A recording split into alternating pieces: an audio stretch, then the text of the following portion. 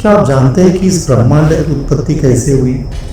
वह पहला क्षण जब समय ने करवट ली, उस क्षण जब सृजन की पहली घंटी बजी, जो सृष्टि का आरंभ करने वाली थी। लेकिन क्या यह एक केवल कथा है या इसमें छिपा है कोई गहरा रहस्य?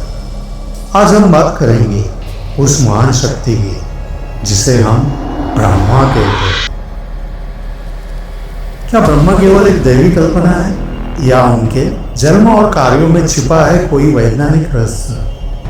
श्रीमद् भागवत महापुराण के अनुसार जब सृष्टि शून्य में थी, चारों ओर केवल अंधकार था और समय दिशा जैसी कोई चीज अस्तित्व में ही नहीं थी, तब भगवान विष्णु अनंत शेषनाग पर योग निद्रा में थे और ठीक उसी समय उनके नाभि से एक दिव्य कमल प्रकट हुआ। उस कमल के भीतर एक पुरुष प्रकट हुए जिनका कोई अतीत नहीं था, कोई स्मृति नहीं थी। वे चकित थे, वे असमंजस में थे। उन्होंने चारों ओर देखा, लेकिन केवल अनंत जलराशि ही थी।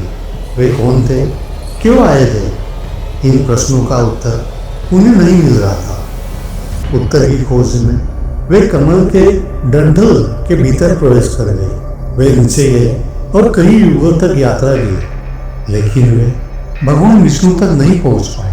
अंततः वे कमल के ऊपर लौट आए और ध्यान में लीन हो गए। तभी एक दिव्य वाणी गूंजी, तप तप। ब्रह्मा समझ गए कि यह ईश्वर की आज्ञा है। उन्होंने हजारों वर्षों तक तप किया। तब उनके सामने स्वयं भगवान विष्णु प्रकट हुए। भगवान विष्णु ने कहा, हे ब्रह्मा, तुम सृष्टि के रचयिता हो, मैं तुम्हें ज्ञान प्रदान करता हूँ। अब तुम सृष्टि की रचना करो। विष्णु पुराण के अनुसार ब्रह्मा जी ने सबसे पहले 4 वेदों को प्रकट किया।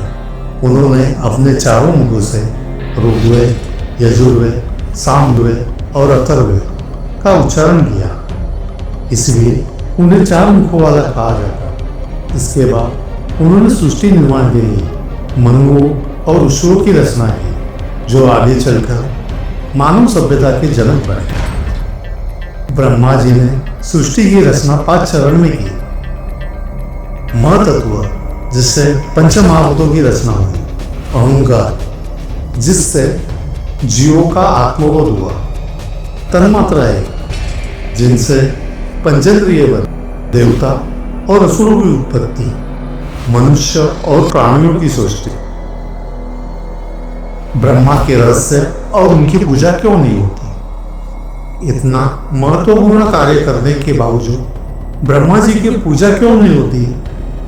इसके पीछे एक पौराणिक कथा है। एक बार ब्रह्मा जी और भगवान शिव के बीच में विवाद हुआ कि सबसे श्रेष्ठ को। शिव जी ने कहा कि जो ब्रह्मांड की सीमा तक पहुंच जाए वही श्रेष्ठ होगा। ब्रह्मा जी ने झूठ बोला कि उन्होंने ब्रह्मांड के अंत को देख लिया, जबकि शिवजी ने इसे असत्य समझकर क्रोधित होकर उन्हें शाप दिया कि उनकी पृथ्वी पर पूजा नहीं होगी। इसका एक गूढ़ अर्थ यह भी है कि सृजन तो होता ही रहेगा, लेकिन पालन और संवार करने वाली शक्तियां अधिक महत्वपूर्ण होती है। इसीलिए ब्रह्मा की तुलना में विष्णु और शिव की पूजा अधिक होती है। हर रचनाकार का कार्य केवल सृजन तक सीमित नहीं होता, बल्कि उसका सही मार्गदर्शन और देखभाल भी उतना ही महत्वपूर्ण है। आज के युगों में वैज्ञानिक, लेखक, कलाकार वे अपनी कृतियों का सही मार्गदर्शन करते हैं। रचनाकार को अपने निर्माण की दिशा तय करनी चाहिए, वरना सृष्टि असंतुलित हो जाएगी।